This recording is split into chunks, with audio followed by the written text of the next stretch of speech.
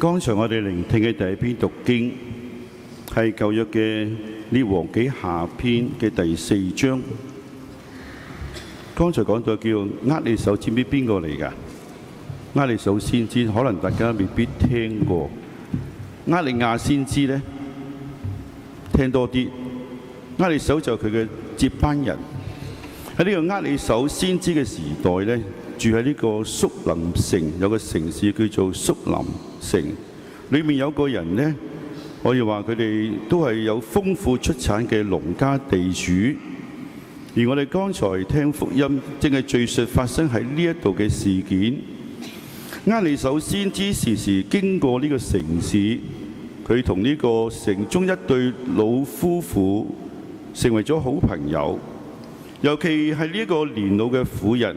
佢對厄利叟先知呢位天主嘅人呢，懷住敬意同埋愛慕。佢知道厄利叟先知從遠方而嚟，喺呢度呢冇家庭亦都冇居所，於是熱情咁招待呢個先知。呢位婦人分享佢先知嘅使命，並且以母親般嘅慈愛嚟迎接歡迎佢。佢同自己嘅丈夫商量，為先知屋頂裏邊搭起一座小房屋，方便先知呢能夠時喺呢度休息。呢個婦人嘅行為取悅咗天主，為咗回報佢對先知所做嘅一切，對先知嘅熱情接待，天主賞賜俾佢一個更大超乎佢想象嘅喜悅，就賜俾佢一個兒子。其實厄利叟先知可以話係一個象徵嘅記號，係代表住嗰啲甚至依家佢離開自己嘅家鄉，或者離開家庭，或者富裕同埋寧靜嘅生活而選擇為咗服務天主同埋福音而完全奉獻自己嘅人。與擁有豐富嘅物質相比，佢哋更加願意同人分享佢哋嘅信念同埋思想，與人建立深厚嘅友誼。尤其喺別人孤獨、困難同埋失去信心同埋勇氣嘅時候，願意同佢哋一齊支持同埋陪伴佢哋。上個星期六同埋日呢，我唔喺座堂，因為我陪同我哋堂區議會嘅議員成員一齊去咗摩星嶺嘉諾撒靜修院進行一個24小時嘅避靜。作為堂區議員，就好似剛才所講，係現代版嘅厄利叟先知，佢哋透過對堂區嘅服務，願意奉獻自己嘅時間同埋心機努力。但呢班人平時可以話習慣係做嘢服務嘅人，佢哋都需要學習放低一切嘅工作繁瑣事務，完全咁喺靜默嘅祈禱氣氛底下，去面對翻自己同埋面對翻愛我哋嘅天主。我哋喺避靜過程當中，好多時候大家都喺聖體面前，喺幾段嘅聖經嘅光照底下，反省自己過去、現在同埋將來嘅情況。最特別嘅地方，我哋都有機會好近距離啊，跪喺聖體嘅面前，直接咁同主耶穌基督對話，同埋表達自己嘅感受。我哋好感謝上主，我哋喺聖言嘅光照底下都聽到主對我哋所講嘅：你係我最寶貴嘅，你係我嘅，我非常之愛你。係上主嘅話，使到我哋得到好大嘅安慰同埋療愈。今日我哋聽嘅係馬竇福音嘅第10章。馬竇福音係耶穌5篇教導嘅第2篇，係耶穌派門徒出去傳福音。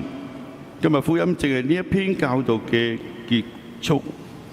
我哋知道馬竇福音係喺受到當時外在迫害嘅情況底下寫成嘅，而當時耶穌嘅門徒嘅共同經歷就係為咗成為耶穌忠信嘅門徒，有時甚至要離開自己最親愛嘅人。猶太經師佢哋將嗰啲承認耶穌係默西亞嘅人驅逐會堂，將佢哋從天主嘅選民嘅名單甚至除名。喺當時有特別嘅聲明話，如果邊個歸依基督，就被認為係猶太人嘅叛教者，有可能被逐出自己嘅家庭。唔單止從感情嘅角度受到影響，從社會同埋經濟嘅角度嚟睇，呢種被排擠嘅後果係嚴重嘅，同埋充滿痛苦嘅。面對呢種情況，耶穌要求自己嘅門徒要勇敢咁，唔好以物質為安全同埋保護，而要相信福音嘅能力，要堅信天主嘅大愛。最後，耶穌要求門徒為福音嘅緣故，唔單止要隨時捨棄一切，甚至要求為咗福音而隨時捨棄自己嘅生命。十字架嘅圖像就好似描述呢一啲按照福音嘅精神生活而即將面對嘅後果，就好似師傅耶穌一樣，將會遇到十字架，會受到世界嘅敵視。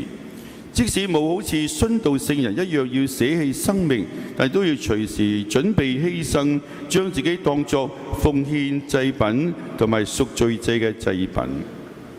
當然，並唔係所有嘅人都接受到天主同樣嘅恩寵同埋禮物，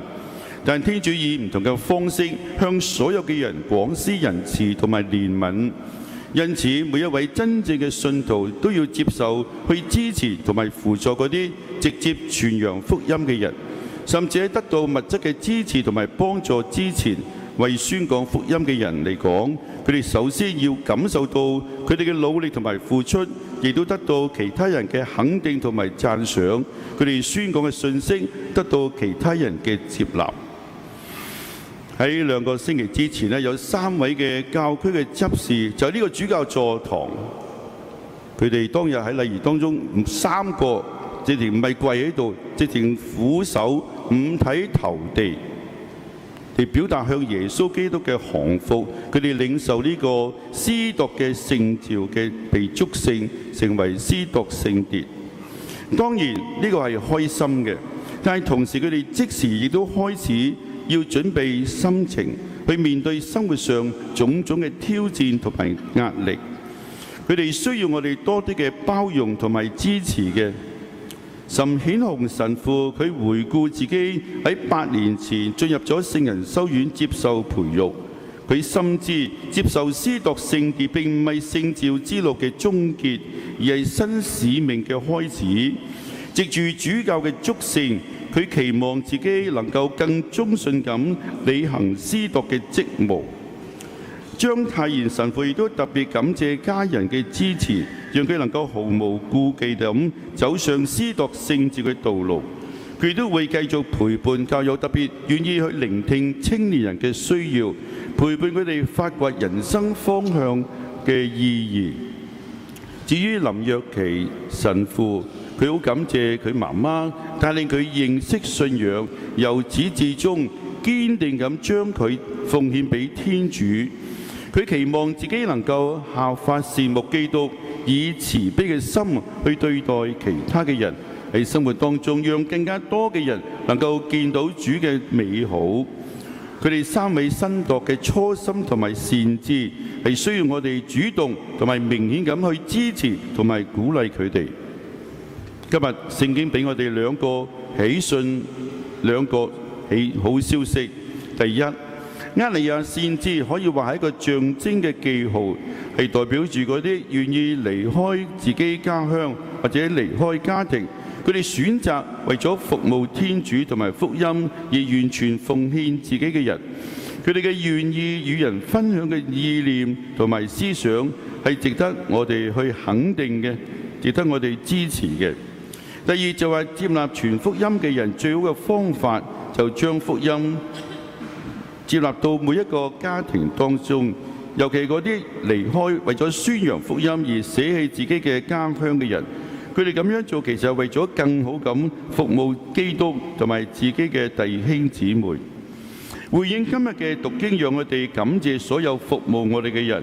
而佢哋嘅意願讓我哋都表達對佢謝意，其實都包括咗我哋自己嘅屋企人或者我哋嘅朋友，都要懂得向佢哋表達謝意。另一方面，我哋都需要努力咁成為其他人嘅服務者，主動咁幫助一切有需要嘅人。